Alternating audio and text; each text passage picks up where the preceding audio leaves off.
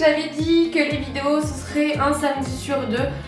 Aujourd'hui est une exception, voilà, tout simplement, j'avais du temps et j'avais envie de filmer. Me voilà donc avec une petite recette. Alors, on va faire des petits flancs de courgettes à la vache qui rit. On va utiliser le robot iCooking pour les faire.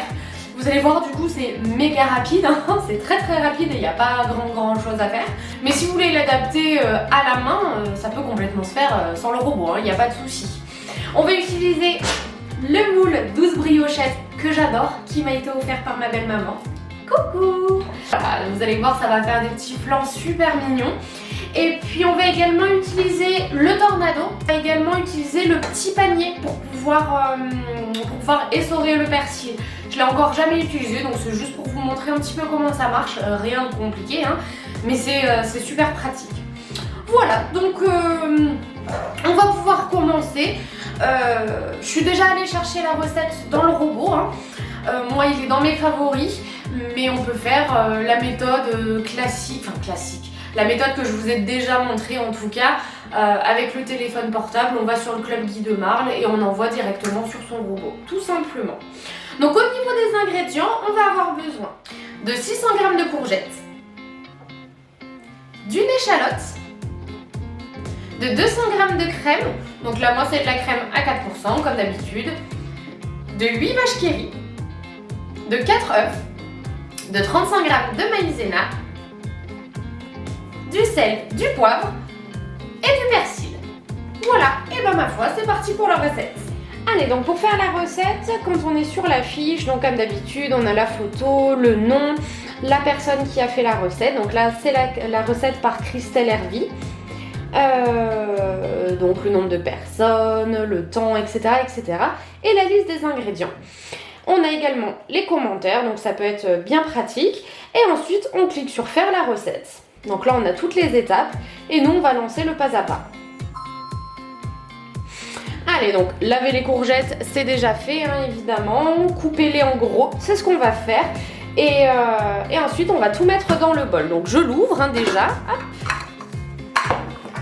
Et ensuite, on va couper en gros les courgettes et on va les mettre dans le bol. Donc là, moi, c'est des courgettes bio. C'est pour ça que j'ai pelé une bande sur deux. Ça aurait été des courgettes entre guillemets classiques, en tout cas non bio. Je les aurais pelées complètement. Mais bien sûr, je les ai bien lavées. Hop. Et on coupe l'échalote en deux. Donc là, les courgettes, c'est fait. L'échalote. Suivant, on referme son robot.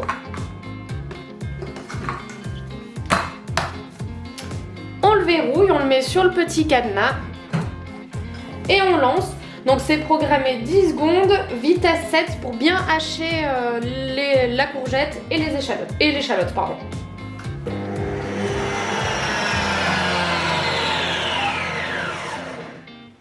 Ensuite, étape suivante. Donc ça dit de vider le bol et de réserver. Hop, donc je vais mettre de côté, donc comme hop, ils ont dit dans la deuxième étape.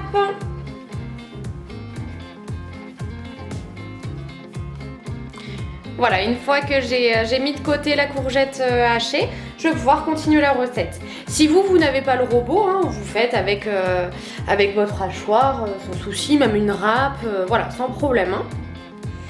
Hop, et ensuite, hop, oula, zut, je suis allée trop vite. Et ensuite, j'ai remis du coup le bol sans le laver, hein, sur son socle. Et ensuite, on va pouvoir mettre la crème.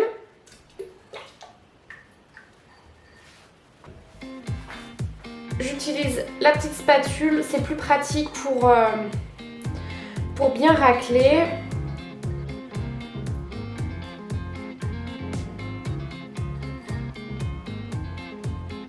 En gros, c'est une briquette, hein, tout simplement. Hop, suivant. Ensuite, donc, les vaches qui rient. Suivant, et les 4 œufs.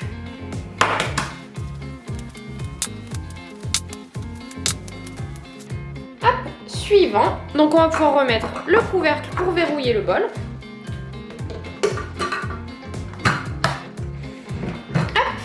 Et on lance donc 1 minute, vitesse 3, histoire que ça mélange vraiment tout. Une fois que ça a bien mélangé, étape suivante, on va pouvoir rajouter la maïzena. Là, je m'embête pas à ouvrir le bol, hein. Hop, je mets ça directement dedans. Suivant, du sel, du poivre.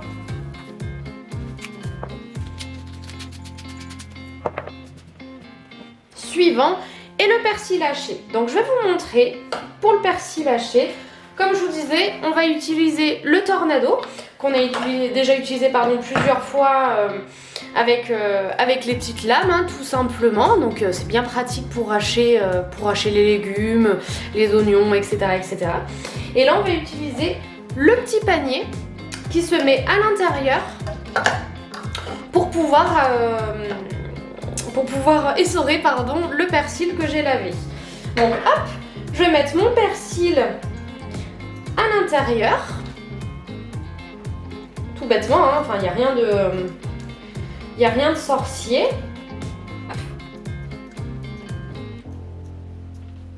Après, si vous avez déjà là moi c'est le persil qui vient du jardin, mais si vous avez du persil surgelé, etc., on peut complètement faire avec, hein, sans souci. Ensuite, on referme le couvercle. Et comme quand on veut émincer, il y a juste à tirer sur la petite ficelle, on maintient bien et hop.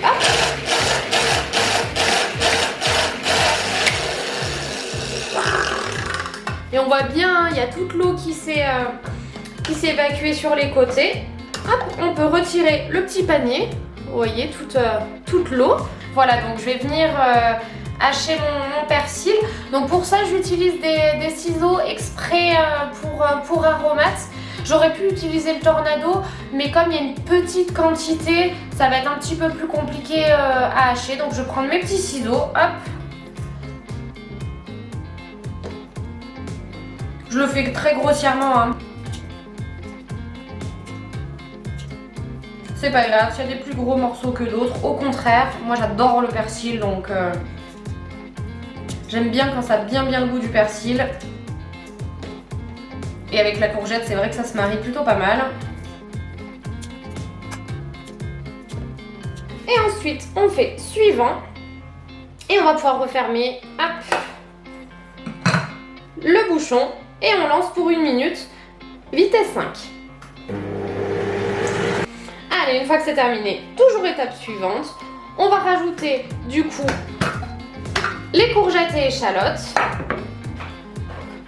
Je vais vous montrer, hop. Vous voyez, ça a bien tout mélangé, hein. Et maintenant on va pouvoir rajouter donc, hop, les légumes.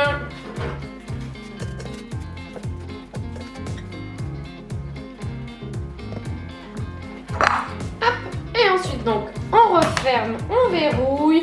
Et 1 minute, vitesse 3. Allez, une fois que c'est terminé, étape suivante. Donc on va pouvoir sortir, hop, le bol. Je vais me remettre face à vous, c'est quand même plus sympa. Hop. Et voilà, ça donne vraiment une pâte toute faite, hein, enfin toute prête, nickel. Hop. Ouais, super, très onctueuse. Donc on va pouvoir le verser dans le moule briochette. Vous pouvez également utiliser d'autres moules, hein, je sais pas moi, le moule tablette pour avoir un truc un peu plus grand, même un moule bûche, ça peut être super sympa. Le moule bûche savarin avec le petit creux à l'intérieur pour y mettre un petit coulis, etc. Ça peut être vraiment très cool. Donc là, la recette dit le moule briochette, pas têtu, je prends le moule briochette, hop, et on verse directement dans les empreintes.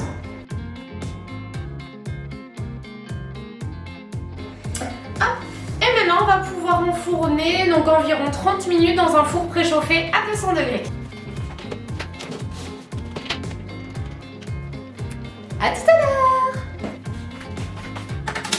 Et voilà, au bout de 30 minutes de cuisson, on a nos petits flancs qui sont bien cuits. Donc comme d'habitude, on va attendre que le moule et que la plaque refroidissent un petit peu, hein, 5 petites minutes.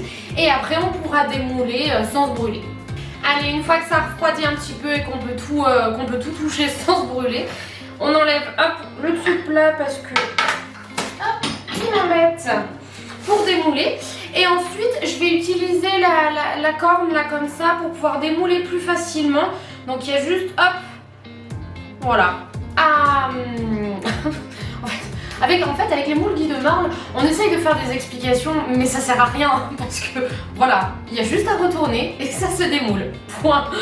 Hop. Et ensuite, on met dans son plat de service, dans son assiette, etc. Hop là, allez, les deux en même temps. J'aurais dû. Et voilà, la recette est déjà terminée. Donc c'est vrai qu'avec avec le robot, c'est assez rapide à faire, hein, puisqu'il n'y a pas grand chose à faire, hein, puisque c'est lui qui fait à peu près tout. Mais comme je vous disais, on peut complètement faire ça de façon classique, voilà, sans souci, sans utiliser de robot, il n'y a pas de souci. Hein. J'espère sincèrement que la recette vous a plu. Évidemment, comme d'habitude, je vous la mets en dessous de la vidéo dans la description. Je vous mets également mon Instagram où je publie 1 à 2 recettes par semaine. Je vous mets également les liens pour aller sur la boutique en ligne. Ça vous permettra de retrouver le moule briochette, l'ail cooking, etc. Et puis bien sûr, n'hésitez pas à vous abonner, à commenter, à liker et à partager la chaîne YouTube. Ça me fait vraiment plaisir. Et on se dit à dans 2 semaines pour une nouvelle recette. Bye bye!